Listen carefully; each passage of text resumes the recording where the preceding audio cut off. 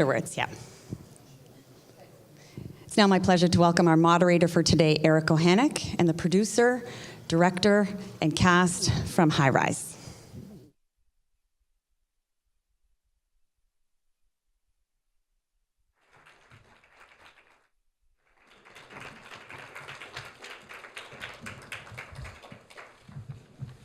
Well, good afternoon and welcome to our press conference for High Rise. With us today we have the film's director seated next to me, Ben Wheatley. Hello. Seated next to Ben we have Tom Hiddleston, who takes on the core role of Dr. Robert Lang, who's the core character in the movie. Next to Tom we have Luke Evans, who dons the part of Richard Wilder, a man whom Lang befriends during the course of the story. Next to Luke, we have Elizabeth Moss, who plays Richard's wife, Helen, a woman who Tom's character also befriends in a different way at a certain point in the movie. And last but not least, we have the film's producer, Jeremy Thomas. Now, High Rise was a part of the festival's new platform program. It had its world premiere at the Visa screening room of the Elgin Theatre last night. And I'll throw it open to you, Ben, and just talk about how things went last night. Very appreciative crowd, and you had a few interesting things to say about the festival itself. Yeah. No, yeah, it was great last night. It's an odd one because it's only, up until that point, the cast and crew have been the only screening in front of an audience. So to be in such a huge cinema with such a massive audience was a real treat. An interesting way of seeing the film for the first time properly, I think. You know, you make these things and they're in edit suites and grading suites, but you never really see it properly until you experience it with an audience. And yes, I did say that Toronto was my favourite film festival. Your favourite film festival in the entire world? In the world, maybe even the universe. Maybe. Well, actually, no, the Mars one's quite good, but I seldom get out. They don't play my films. So. I'm not sure how much you know about the new platform program, but I wonder if you have any thoughts on that. No, I don't. I don't know much about it, but it was just a thrill to get picked. You know, to have it shown at all is great. I don't delve into the world of platform. If you have any questions, we have volunteers with microphones, so put up your hand and we'll get a mic to you. I'll start things off. Ben, last night, as I was watching the movie, the letters WTF sort of crossed my mind at one point. And then as I rode home on the train and rode in this morning, I looked at the high-rise condos around town, and suddenly I thought of the film as sort of a time release. Like a suppository.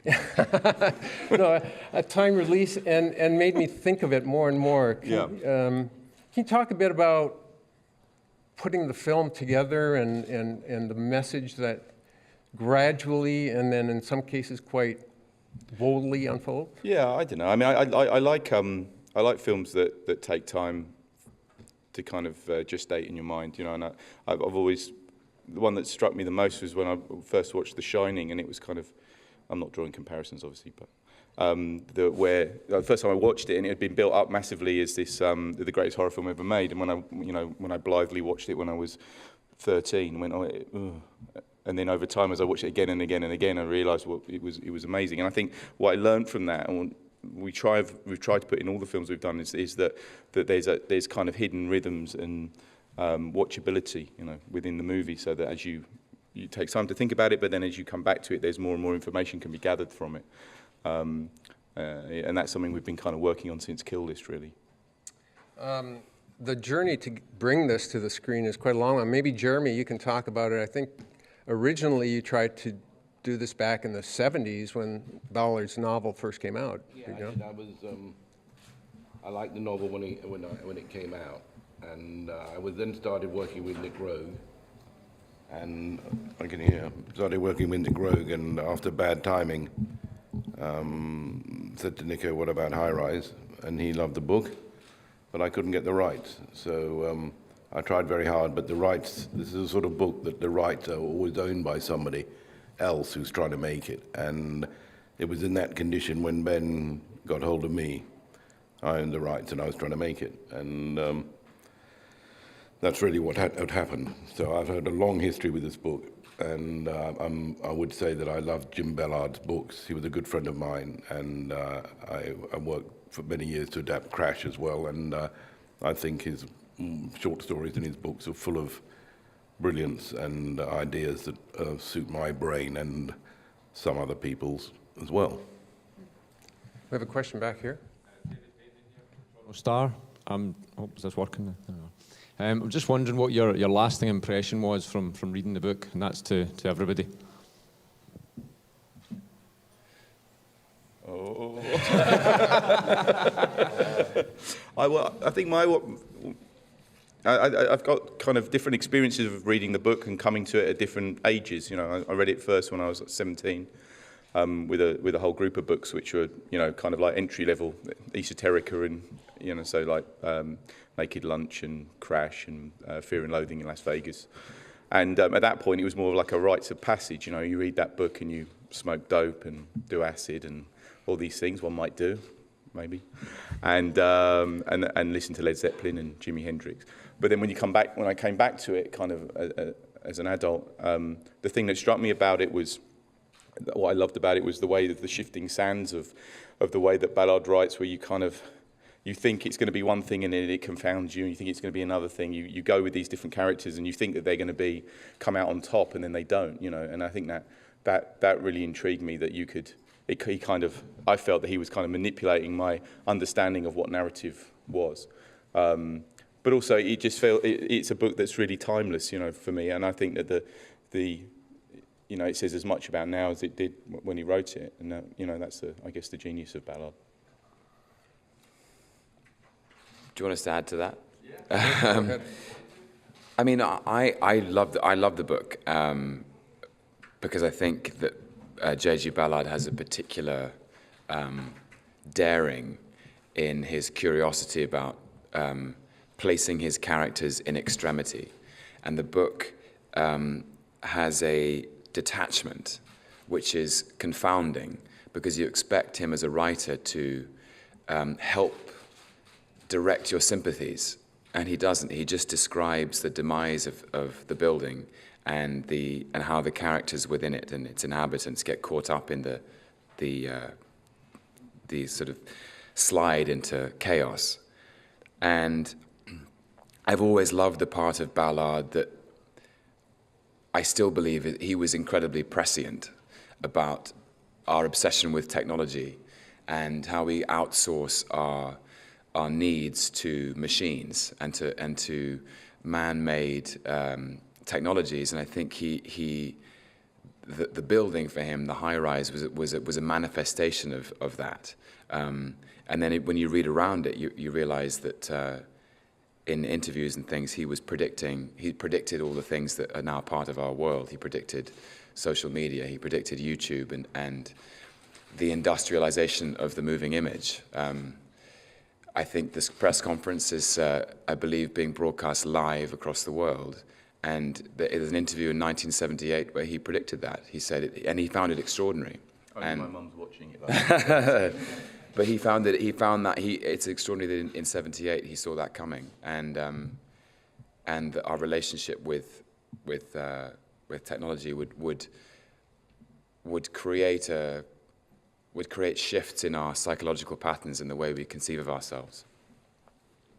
Luke, I'm quite relieved that some things were left in the book and not in the script.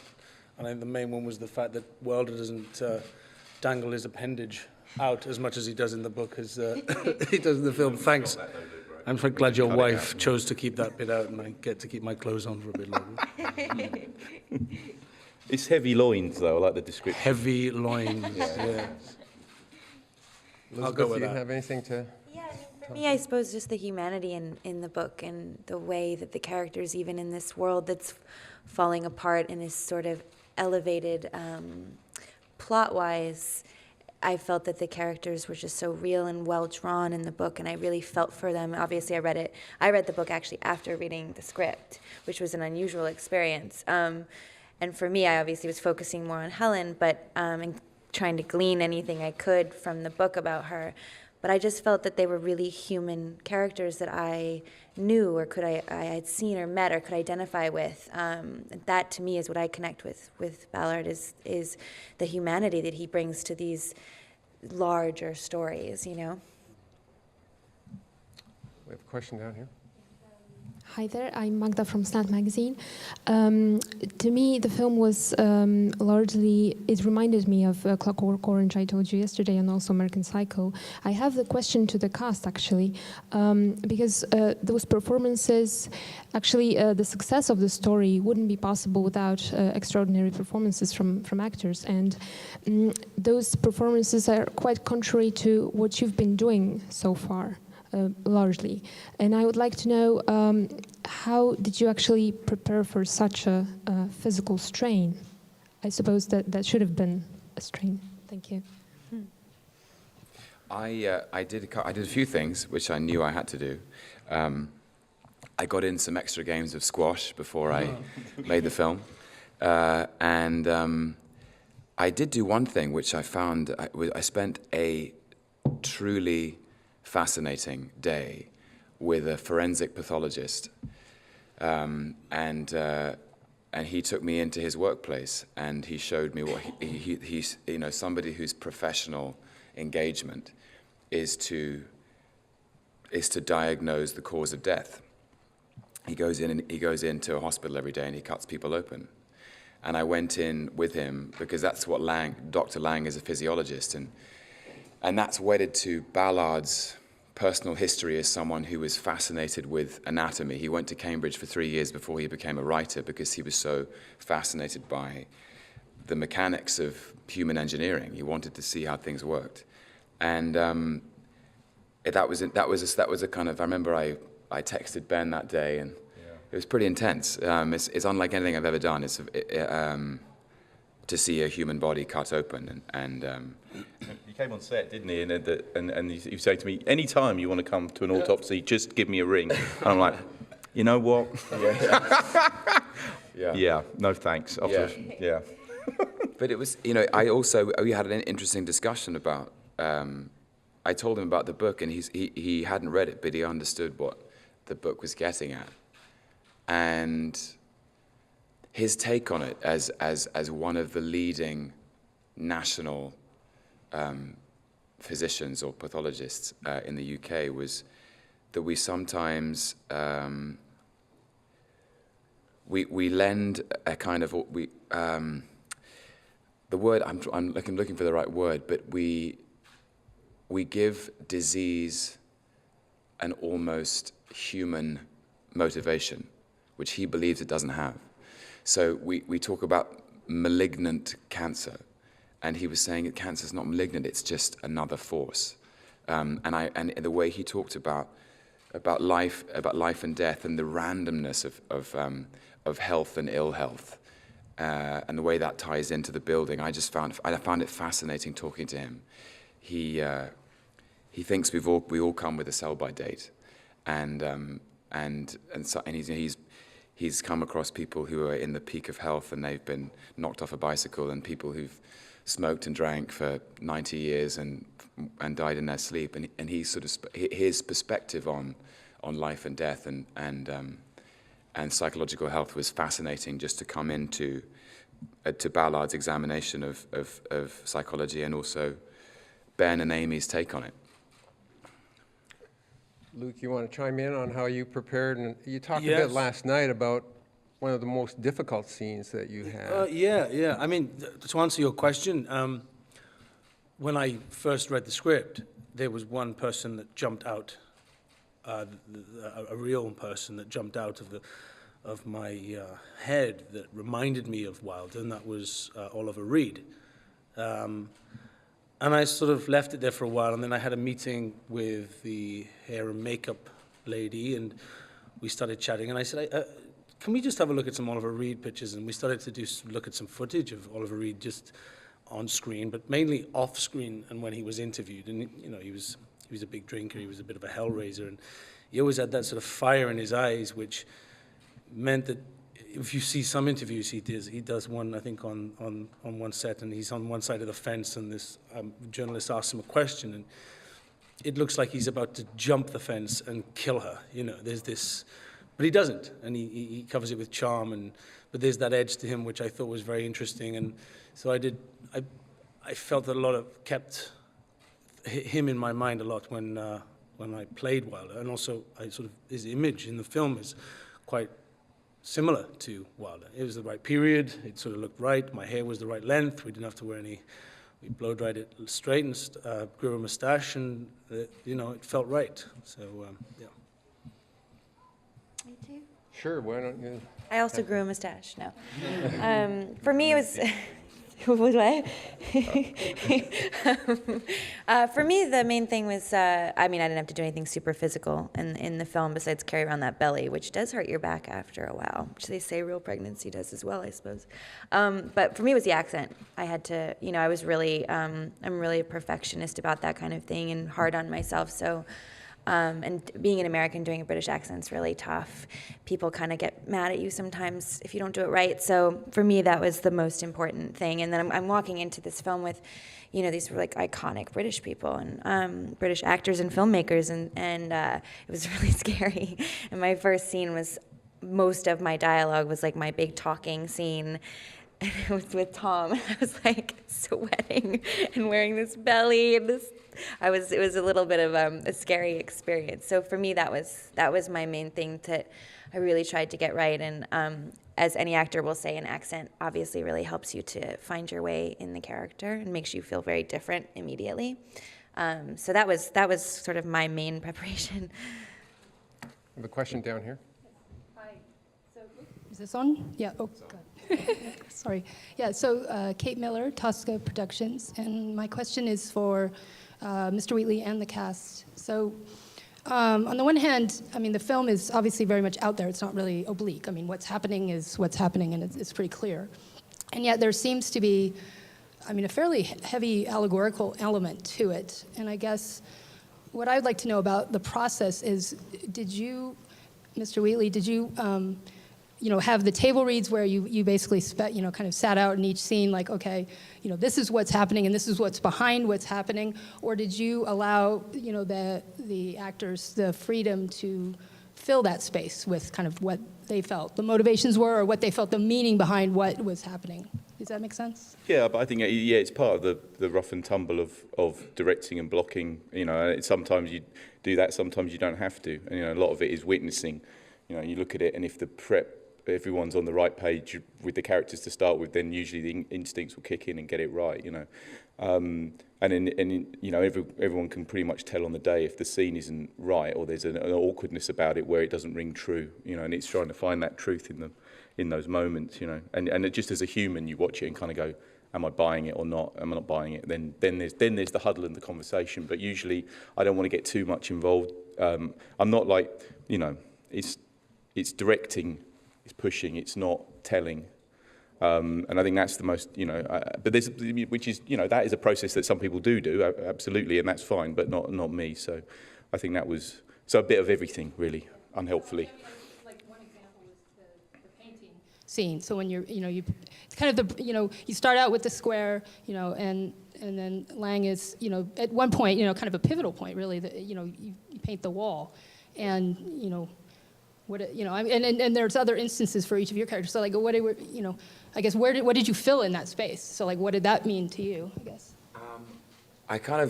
What I always like to do before starting a film is I just like to sync up with the director. So before we started out, you know, I wanted to talk to Ben and Amy about. I said, you know, send me music, send me books, send me films that you love. That sort of give me an idea of the context, and then I do my own research, which I love. It's one of the most joyful parts of being an actor for me, is scratching around in research and giving myself an intellectual and imaginative context in which to place myself, and then be free and be instinctive.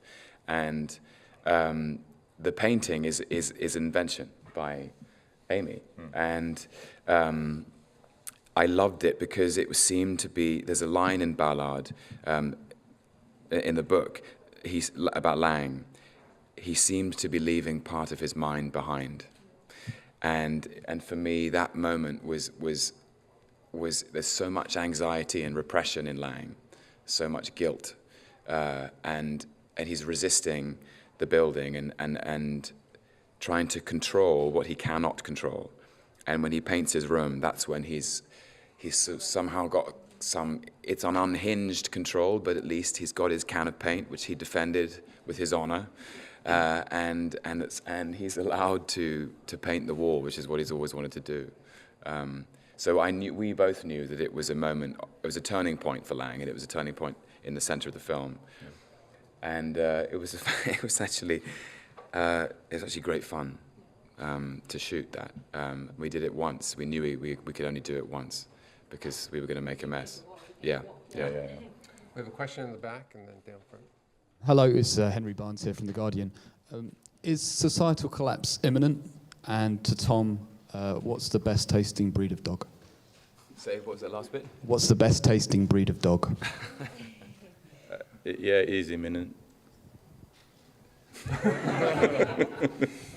Oh yeah, you can do the dog question. I've no idea. I'm happy to say, to my knowledge, I don't think I've ever eaten dog. And I think I was given some... You had lasagna from a supermarket? Yeah, that's right. Yeah. From the local Tesco's in Bangor. Yeah. Dog food's quite nice, though. Few tins of those on sale. Question down front. Was that real talk? Jeffrey Wells, Hollywood Elsewhere. I just wanted to begin by saying I was really knocked out by the montage around the 80-minute mark when the chaos begins to really strike up. It was really quite brilliant. I just want to tell you that. But I was wondering if it's kind of a small question, but has there been an influence on your part from Lindsay Anderson films? There's kind of a straight-faced, deadpan absurdism or surrealism to his. Particularly, I was thinking Britannia Hospital. Just wondering if that was a. Yeah, I mean, there's no escaping that, and there's no escaping Anderson because he's so brilliant and casts a massive shadow across British cinema, basically. So, but then it's him and Rogue and Borman and Ken Russell. For me, are the ones, and weirdly seem to be being slightly painted out of the history of British cinema, and it's being kind of replaced by this idea that we make socio-realist kind of dramas, which is there's nothing wrong with, of course, but there seems to be a weird shift in kind of film history where that's what we do, that's our thing, people having struggles and being sad. But the more wilder end of cinema, which if you look at any of the Russell stuff, is the British cinema was pretty much at the top of the game for is kind of being slightly kind of airbrushed out. But Britannia Hospital is and Oh Lucky Man and If, all amazing and massively influential films to me, and his attitude as well. And there's quite a large cast in this. Can you talk a bit about the casting process and who came first in all of this, and then how did you build the cast around them? I mean, I've never worked with such a big cast, and that has there's a lot of challenges with that of just kind of tracking performances across the whole movie, and when you've got lots of different people, and they may not even have scenes together, but then there'll be close scenes very close to each other, so that there's a thing of kind of keeping mindful about how that works. And then there was a few sleepless nights about that, but then I was editing as I went along, so I could monitor a lot of how that was working.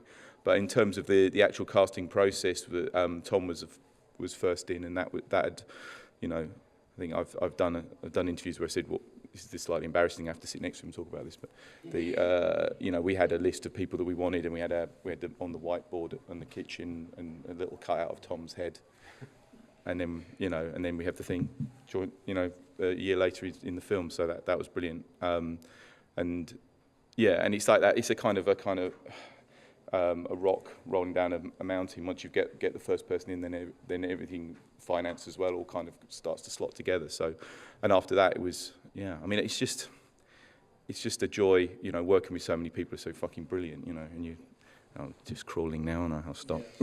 Stop now, yeah. I was going to get into a real, I'm not going there. You like that part? Yeah. It was all so great. No, it was an absolute treat. A question down here. Hi, Genevieve Hassan, BBC News. Ben, you said that the biggest audience for anything that you've done before was the 2 episodes of Doctor Who that you did most likely, yeah. last year. Obviously, that's going to change. Are you prepared for what comes with success in terms of moving on to bigger budget films and perhaps losing some creative freedom that you are known for? And to the rest of the cast, do you have any nightmare neighbours from hell stories you can share without naming names? Some totally indiscreet stories that you'd like to share at the live press conference. In terms of losing control, I'm not going to lose control. No, wait a minute. No, in terms of losing control, I think it's it depends what kind of a film it is. You know, I mean, I've in my career so far, I've directed a lot of TV and I've directed lots of ads, and you have various amounts of control in those things, and there's different processes, and like making a massive studio movie is very different from making an indie film. So I'm kind of prepared for that, and I don't think you can necessarily take the working processes and from one thing and swap them to another. It'd be naive to think that would work. So in Doctor Who, yeah, I'm the guy. I was in charge of the how the images worked and looking after the actors, but I had no say on anything editorially, or I had a bit, but I wasn't the last word in all those positions, and I was fine with that, because I went into it with my eyes open. And also, if I'd have changed Doctor Who to be like one of my films, it wouldn't have been Doctor Who anymore, and that was the reason I was doing it, because I wanted to do it, because I was a fan. So I think it's very different, yeah. So, I don't know. I mean, I think that the way that we've worked in the past with like kind of doing a film like Sightseers that was kind of big budget for us at the time, and then going back and doing Field in England, which was a step down the ladder in terms of budget. I think I'll always do that and try to kind of jump about in the budgets, because the budgets have different pleasures, that you can take from them. Elizabeth, you were quoted at one point saying you don't know anyone who makes movies the way Ben does. I was. And maybe all the cast can talk about, was it a very different experience the way Ben works? Very. Yeah, very. I mean, I think his films are like no one else's this thing, I mean, I haven't personally seen anything like that. I'm sure he's inspired by people, but I think his films are like no others. So, and yeah, the experience is very rough and tumble. It's very quick. My first day was being dragged up the stairs by 2 men, 8 months pregnant, covered in blood, and it was just screaming. And I was like, the first day, and I was like, I turned to Ben, I was like, is that okay? He's like, yeah, it's great. And he was just grinning gleefully, and I was like, okay, cool. So yeah, I mean, they are like sort of no other, but everyone's different. Every process is different. Yeah. I guess when you work with a budget of whatever size it is, you have to work with that, and I think we had a lot to cover every day. There wasn't a huge lengthy shoot. I don't know how many scenes a day we were averaging, but it was more than I've ever done. But it's nice to work like that. If you work on a big film, sometimes you can spend days on one scene. To work that fast, and sometimes the spontaneity of. I remember one day we'd done a scene, and I was sitting on the sofa while everybody was moving out because I was exhausted, and I was finishing the herbal cigarette, which is disgusting, but I was puffing away because we had to stay in the room. And then you remember you said, everybody just stop and let's just film you just lying there for a while. And then we had the idea of recording myself with and drinking, and that stuff just happened as a matter of you just looking over your shoulder and seeing it's that thing of people acting relaxed is quite hard, isn't it? Yeah. But when you see it like on set, it's try and catch it. Catch it. And that's what's nice. Is Ben's not afraid to do that, and I think because Ben also edits. It's funny talking. Ben also edits. Ben is here, but he edits as he goes along. It's rough, but every night we could watch the film to the day before, and we did it very often, and I've never experienced anything like that. It was quite a tool, which you either if you wanted to look, you could, and if you didn't, it's fine, but I'd never done it, and I watched a few times, and it was fascinating to see how and you put music to it. I mean, it was really impressive. But I think because your mind works, his mind works like that once he's got it, he can move on, and that's you feel very, you trust him, and you can move at that pace when you trust somebody as much as we did.